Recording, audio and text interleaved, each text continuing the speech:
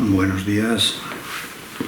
Vamos a continuar con el estudio del manual del anexo a la psicoterapia. Estamos en el capítulo 2, el proceso de la psicoterapia, y toca la sección 7ª, la relación paciente-terapeuta ideal. Dice, ¿quién es entonces el terapeuta y quién el paciente?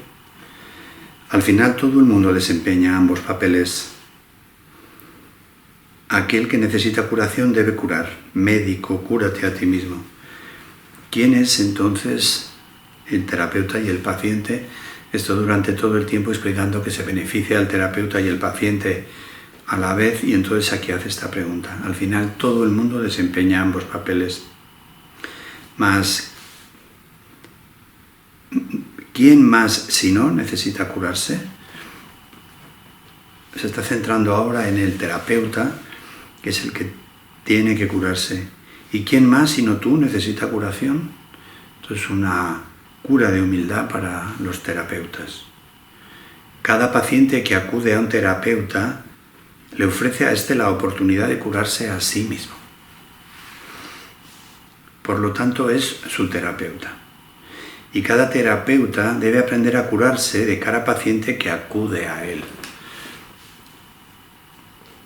De esta manera el terapeuta se convierte en el paciente. Dios no sabe nada de separación, lo único que sabe es que tiene un hijo. Su conocimiento se ve reflejado en la relación paciente-terapeuta ideal. Está explicando por enésima vez, de una manera directa, que el terapeuta necesita curarse y que por eso tiene pacientes. Y de cada terapeuta debe aprender a curarse de cada paciente que acude a él. De esta manera el terapeuta se convierte en el paciente. Lo único que sabe, Dios no sabe nada de separación, lo único que sabe es que tiene un hijo. Su conocimiento se ve reflejado en la relación paciente-terapeuta ideal. El conocimiento de Dios se ve reflejado en la relación entre el paciente y el terapeuta ideal. Dios acude a aquel que lo llama y éste se reconoce a sí mismo en él. Continúa diciendo, piensa detenidamente, maestro y terapeuta, ¿por quién oras? ¿Y quién es el que necesita curación?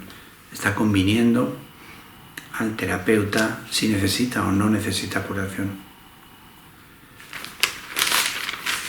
Piensa detenidamente, maestro y terapeuta, ¿por quién oras? ¿Y quién es el que necesita curación? Pues la terapia es oración y la curación es su mira y su resultado. ¿Qué es la oración sino una unión de mentes en una relación en la que Cristo puede entrar a formar parte? Mira qué definición de oración hacia aquí. La unión de mentes en una relación en la que Cristo puede entrar a formar parte. Recordar que en psicoterapia unimos nuestras mentes antes de empezar a hacer la psicoterapia. ¿Qué es la oración? Sino la unión de mentes en una relación en la que Cristo puede entrar a formar parte. Se unen las mentes y se entregan al Espíritu, en la que Cristo puede entrar a formar parte. Lo que hacemos entonces cuando hacemos una psicoterapia es una oración, uniendo las dos mentes e invitando a Cristo a formar parte. Esa es su morada, a la que la psicoterapia lo invita. ¿Qué sentido tiene la curación de un síntoma si siempre hay otro que se puede elegir? Esta frase es un poco enigmática. ¿Qué sentido tiene la curación de un síntoma si siempre hay otro que se puede elegir? No nos juntamos para curar un síntoma, porque va a haber otro en otra parte de nuestro cuerpo o de nuestra mente que va a reclamar ayuda. ¿Qué otro sentido tiene la curación de un síntoma si siempre hay otro que se puede elegir? El sentido que tiene es el de la oración. Mas una vez que Cristo ha entrado, ¿qué elección hay, salvo permitir que se quede? No hay necesidad de nada más, pues eso es todo. Ahí está la curación, la felicidad y la paz. Estos son los síntomas de la relación paciente-terapeuta ideal que reemplaza a aquellos en los que el paciente llegó cuando vino pidiendo ayuda. Está aquí diciendo que le dice al maestro terapeuta que piense por quién ora. Y está explicando lo que es una oración. La oración dice aquí en esta nueva modalidad que es la unión de dos mentes en la que Cristo se le da entrada. Y que eso es la psicoterapia. ¿Qué es lo que hace la psicoterapia? Invitar a Cristo a la unión de las mentes. Y que una vez que esto se ha hecho, dice, ¿qué otra lección puede haber sino la de permitir que Cristo se quede? Dice, el proceso que realmente tiene lugar en esta relación es uno en el que el terapeuta le dice a su paciente de todo corazón que todos sus pecados le han sido perdonados junto con los suyos. Como viene aquí descrito partes del proceso de psicoterapia que nosotros enseñamos y aprendemos. El proceso que realmente tiene lugar en esa relación es uno en el que el terapeuta le dice a su paciente de todo corazón que todos sus pecados le han sido perdonados junto con los suyos. ¿Qué diferencia hay entre curación y perdón? Solo Cristo perdona, pues conoce su total falta de pecado. Cuando yo digo que no entendemos lo que es el perdón, pues esto me ha venido a la cabeza de que no entendemos lo que es el perdón, porque dice solo Cristo perdona, pues conoce su total falta de pecado. ¿Por qué Cristo perdona? Porque no se puede poner de acuerdo con el pecado de nadie, porque no lo ve. No es que tenga un amor incondicional, es que no ve condiciones, es que no ve el pecado. Y de esa manera, al no ver el pecado, el otro sana. Se nos olvida muchas veces que para que algo funcione tiene que haber dos mentes que se unan en lo mismo. Si en la psicoterapia unimos nuestra mente al Cristo, la entregamos al Cristo y el Cristo no puede ver pecado en nosotros, en ese momento se cura nos curamos porque el Cristo no puede dar testimonio de ninguna culpa en nosotros. Solo Cristo perdona, pues conoce su total falta de pecado. Hay que llevar la mente muchas veces a este lugar. ¿Por qué? ¿Por qué nosotros no podemos perdonar solos? Porque sin la ayuda del Espíritu nosotros sí vemos la culpa, sí vemos la enfermedad. Hace falta que esté en nuestra mente el Cristo, que conoce la total falta de pecado, para que el otro pueda sanar. Su visión sana la percepción y la enfermedad desaparece. Pues una vez que su causa ha sido eliminada, no vuelve a presentarse más. Esta es la diferencia que hay entre el perdón del mundo, que tú perdonas a alguien y haces una excepción con él, dices, bueno, me has hecho esto, pero yo te perdono porque estoy en mejor disposición que tú, y estás desde ahí. Pero ¿qué pasa con el perdón del mundo? Que te cuesta trabajo y no te garantiza que no vuelva a ocurrir. Con el perdón del curso, dice, su visión sana la percepción y la enfermedad desaparece y desaparece para siempre. Pues una vez que su causa ha sido eliminada, no vuelve a presentarse más. Hay una de las diferencias del perdón del mundo y la del perdón del curso. Para que eso tenga lugar, no obstante, se necesita la ayuda de un terapeuta muy avanzado. Esto me llama la atención. Capaz de unirse al paciente en una relación santa en la que todo sentido de separación finalmente se supera. Ay, me gusta esto porque le llama a un terapeuta muy avanzado. Hay otra parte me parece que está aquí en la psicoterapia, un manual del maestro que dice un paciente dejará de recibir la ayuda porque el terapeuta no sea lo suficientemente santo, y contesta desde luego que no. Y aquí dice, para que esto tenga lugar, no obstante, se necesita la ayuda de un terapeuta muy avanzado, capaz de unirse al paciente en una relación santa en la que todo sentido de separación finalmente se supera. Hay una cosa que repito muchas veces, repito yo algunas veces de un maestro, Asel, al que conocí, y decía, tienes que salir a hacer milagros. Y él se ponía la mano en la frente y decía, tienes que hacerlo de igual a igual. No hay forma, desde el especialismo, tú traer un milagro a la relación. Y esto es lo que viene diciendo aquí. Para que esto tenga lugar, no obstante, se necesita la ayuda de un terapeuta avanzado. Yo aquí me queda esto. Capaz de unirse al paciente en una relación santa en la que todo el sentido de separación finalmente se supera. Hay que estar de igual a igual. Para ello se requiere una cosa, y solo una, que el terapeuta no se confunda a sí mismo con Dios en modo alguno. Cuando nos confundimos con Dios, esos momentos absolutamente ridículos en los que uno cree que puede ayudar a los demás. Cuando te acercas a la psicoterapia diciendo, no, yo es que quiero aprender esto para ayudar a los demás. Te estás confundiendo con Dios. Para ello se requiere una cosa y solo una, que el terapeuta no se confunda a sí mismo con Dios en modo alguno. Ojo al parche, que esto retrata a muchísimos terapeutas de pacotilla que creen que se pueden confundir con Dios porque creen que pueden ayudar a los demás. Vaya tela. Todo sanador no sanado cae en esa confusión fundamental de una u otra forma al considerarse su propio creador en lugar de creado por Dios. Este párrafo viene diciendo al creerte la separación.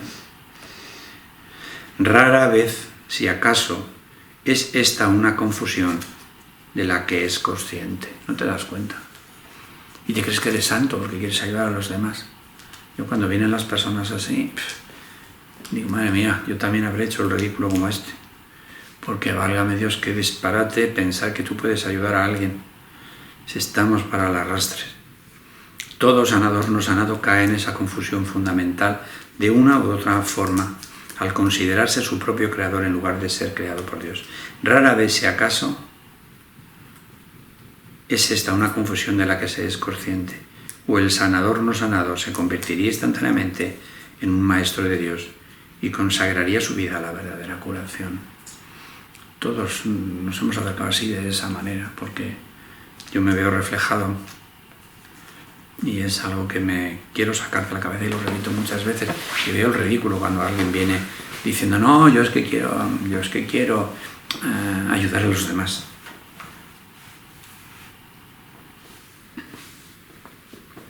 Antes de llegar, dice, bueno, rara vez es esta una confusión de la que se es consciente. Desde luego el que lo dice no está consciente. Se piensa que encima es santo. O el sanador no sanado se convertiría inmediatamente en un maestro de Dios y consagraría su vida a la verdadera curación. Antes de llegar a este punto, pensó que estaba a cargo del proceso terapéutico y de que, por lo tanto, era responsable de sus resultados. Esto también va unido al hecho de que uno tenga miedo a hacer psicoterapias, de que uno le dé apuro, de que uno crea que no lo ha hecho bien, porque cree que es él el que tiene que hacer el milagro. Antes de llegar a este punto, pensó que estaba a cargo del proceso terapéutico y que, por lo tanto, era responsable de sus resultados. Esto es fácil de verse uno a sí mismo en esto. Si tienes miedo, estás intentando curar por ti mismo. Estás creyendo que puedes ayudar a los demás. Estás creyendo que eres Dios. Los errores del paciente se convirtieron así en sus fracasos. Y la culpa se convirtió en la envoltura oscura y férrea de lo que debería ser la santidad de Cristo. Has metido bien la pata. Estás en el lugar equivocado. Te crees que eres Dios. La culpabilidad es inevitable para aquellos que se valen de su propio juicio al tomar las decisiones. Ay, no lo debí de hacer bien.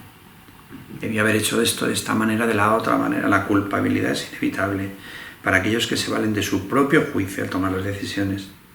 Pero es imposible para aquellos a través de los cuales habla el Espíritu. La tranquilidad, la desfachatez que tenemos que tener los terapeutas del Espíritu, de pase lo que pase, estamos aquí a la orden y lo que ha pasado está bien para nosotros. Imposible que nos metamos en juzgar si hemos estado finos o no. Eliminar la culpa es el verdadero objetivo de la terapia y eliminar la culpa es el verdadero objetivo de la terapia y el evidente objetivo del perdón. Evitar la culpa. Aquí está hablando de evitar la culpa. Que ese es el perdón. Evita la culpa. En eso radica su unicidad. En esto, su unicidad se puede apreciar claramente. Mas ¿cómo podría experimentar el final de la culpa quien se siente responsable de su hermano en el papel de guía suyo? ¿Me está hablando de lo mismo? Está hablando de lo mismo. Eliminar la culpa es el verdadero objetivo de la terapia y el evidente objetivo del perdón, la misma cosa.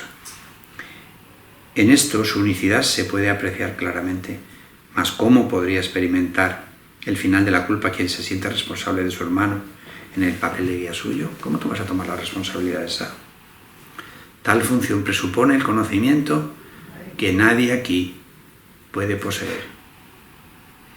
Tal función presupone un conocimiento que nadie aquí puede poseer, una certeza del pasado, del presente y del futuro, así como de todos los efectos que en ellos pueden ocurrir. Ya lo ha dicho anteriormente, esto lo hemos estudiado no sé en qué parte, que para poder hacer un juicio adecuado tendrías que saber tantas cosas, una certeza del pasado, del presente y del futuro, así como de los efectos que estos tiempos pueden ocurrir.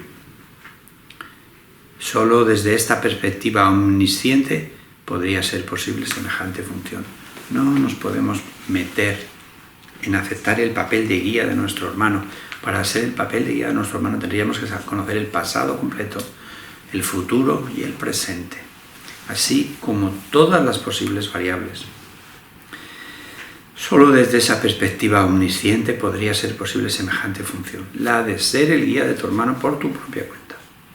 Mas ninguna percepción es omnisciente, ni es el diminuto yo de uno solo contra el universo capaz de asumir que posee tal sabiduría excepto en la locura. Nadie, si no está loco, puede pensar que sabe todas esas cosas para guiar a su hermano. Que muchos terapeutas están locos es obvio. Ningún sanador no sanado puede estar completamente cuerdo. Nos está diciendo lo mismo, que el terapeuta no se le vaya a la cabeza y trate él de hacer de guía, porque no tiene todos esos conocimientos. No obstante, es tan demente negarte a aceptar una función que Dios te ha encomendado como lo es inventar una que Él no te dio. Es demente negarte a aceptar la función de sanador que Dios te ha dado como de inventarte otra función diferente a ti. El terapeuta avanzado en ningún caso puede dudar del poder que hay en él, ni tampoco de la fuente de ese poder. Ningún terapeuta avanzado en ningún caso puede dudar del poder que hay en él, ni tampoco de la fuente de ese poder. Mira cómo va diciendo terapeuta avanzado, el que está seguro de que tiene dentro de él un poder que no es suyo, pero que se lo han regalado el poder del Espíritu. Comprende que todo poder en la tierra y en el cielo le pertenece por ser quien es. Comprende que todo poder en el cielo y la tierra le pertenece por ser quien es. Y Él es quien es debido a su Creador. Total vinculación con la fuente. Total anulación de la separación. Y Él es quien es debido a su Creador, cuyo amor reside en Él y quien jamás puede fallar. Ahí está el terapeuta avanzado. Piensa en lo que esto significa. Los regalos de Dios son tuyos para darlos. Sus pacientes son los santos de Dios, quienes invocan su santidad para hacerla suya. Y según Él se la concede, ellos contemplan la radiante faz de Cristo, que a su vez los contempla a ellos. Aquí hay una cosa que me ha llamado la atención. El terapeuta avanzado comprende que todo el poder de la tierra y del cielo le pertenece por ser el Hijo de Dios. Él es quien es debido a su Creador, cuyo amor reside en Él y quien jamás puede fallar. Piensa en lo que esto significa. El que todo el poder de Dios esté contigo. Dice, todos los regalos de Dios son suyos para darlos. El que piensa esto sabe que tiene todos los regalos de Dios son suyos, que puede hacer cualquier clase de cosa.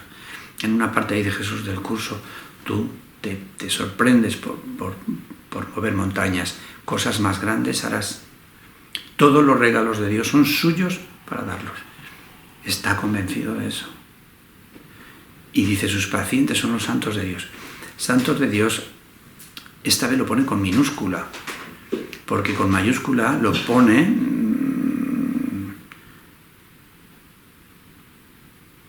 lo pone más adelante y habla que los santos de Dios, pues Jesús era un santo de Dios, pero lo pone con minúsculas aquí, con lo que quiere decir santos de Dios debe de tener otro significado. Sus pacientes son los santos de Dios, quienes invocan su santidad para hacerla suya, y según Él se la concede, ellos, los santos de Dios, contemplan la radiante faz de Cristo, que a su vez los contempla a ellos. Cuando lleguemos a la definición de los santos de Dios, si me acuerdo, y venimos aquí, para ver la diferencia de cómo está tratada en un sitio y en otro. Los dementes, al creer que son Dios, no temen ofrecer debilidad al Hijo de Dios. Recordar que los dementes son los que creen que tienen que ayudar a los demás, que van a ayudar a los demás, que pueden ayudar a los demás. Y se olvidan de cuál es la función del terapeuta, es que los ayuden a ellos. Fíjate cómo está uno. Los dementes, al creer que son Dios, no temen ofrecer debilidad al Hijo de Dios. ¿Qué quiere decir no temen ofrecer debilidad al Hijo de Dios? Porque como creen que son Dios y que son ellos los que curan, que ofrecen debilidad, porque de ellos, de nosotros, no puede salir más que debilidad y confusión. Y por esa razón, lo que ven en Él ciertamente los atemoriza. Sí, se asustan de la gente que viene con un cáncer, se asusta de alguien que viene con una separación dolorosa, porque piensan que son ellos los que tienen que hacer el milagro.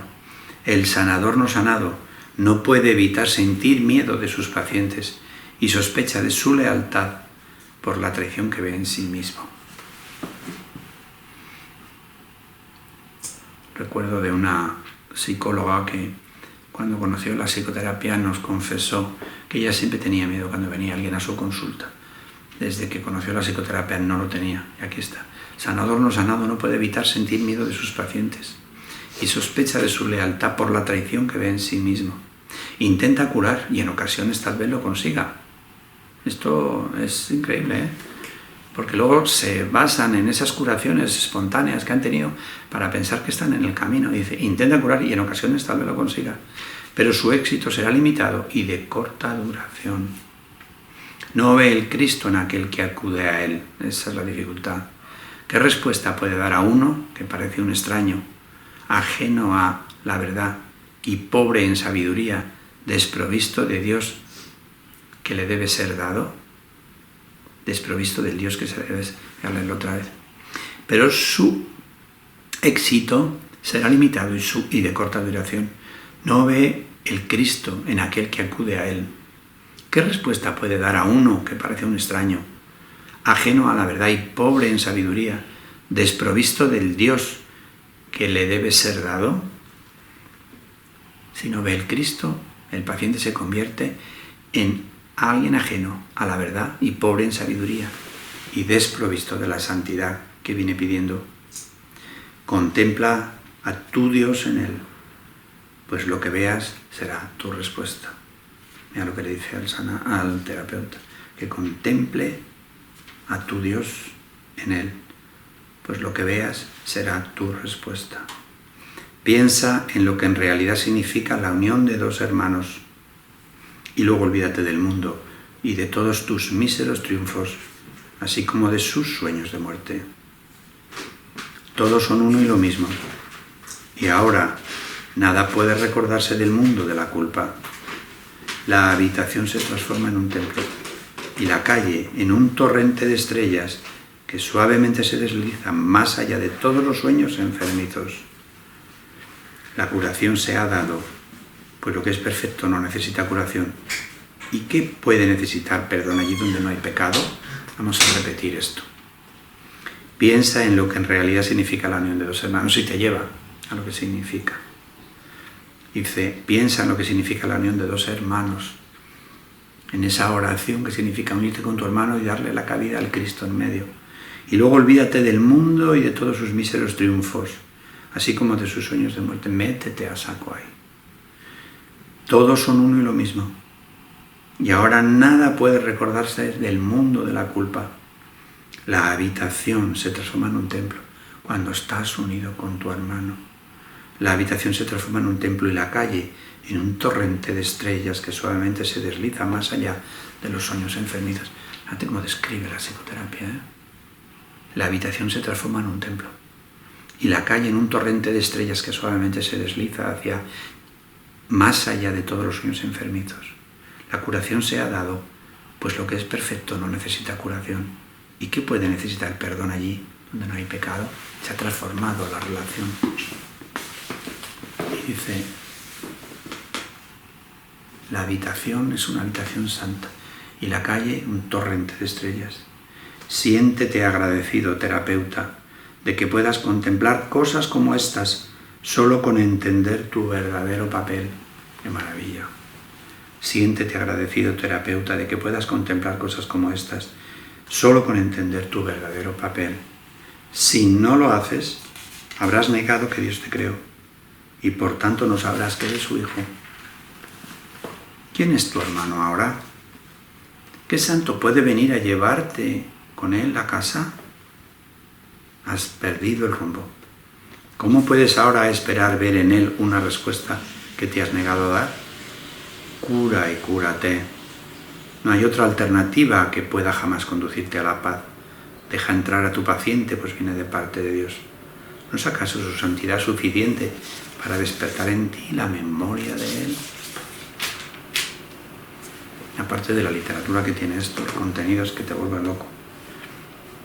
Y a todos los que estéis estudiando psicoterapias, conmigo o con otro maestro, o vosotros mismos, siéntete agradecido, terapeuta, de que puedas contemplar cosas como estas. La sanación, el milagro.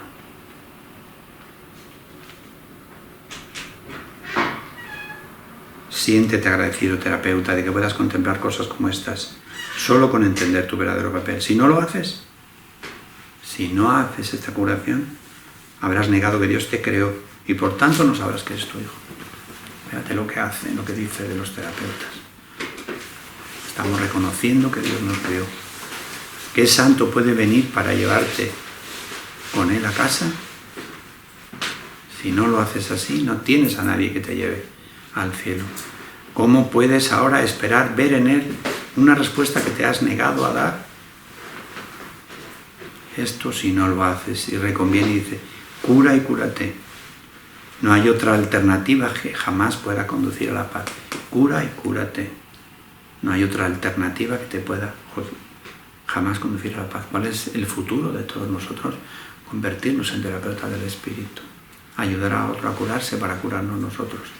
Deja entrar a tu paciente, pues viene de parte de Dios. ¿No es acaso su santidad suficiente para despertar en ti tu memoria de él? Bueno, con esto acabamos el capítulo 2 del proceso de la psicoterapia. Esto es una cosa tan hermosa, hay que repetir esto. Lo que pasa es que esto tiene un sentido diferente cuando tú te pones este camino de terapeuta, pero desde el punto que el curso dice, desde el punto de tu propio perdón, de tu propia curación. Es ahí cuando esto se entiende de una manera diferente de cuando lo lees por primera vez y eres un despistado en lo que toca a ser estudiante del curso. Cuando se saca partido es cuando estás metido en esto y te puedes identificar con el terapeuta de Dios y ves tus fallos según los ves aquí descritos y los puedes corregir. ¿Quién es el terapeuta ideal? Aquel que sabe que le vienen a curar a él, aquel que renuncia a curar a nadie porque no se siente preparado, pero que sabe que tiene la fuerza dentro de él para hacerlo. Bueno, una belleza. Mañana más un milagro para todos vosotros en el nombre de Jesús.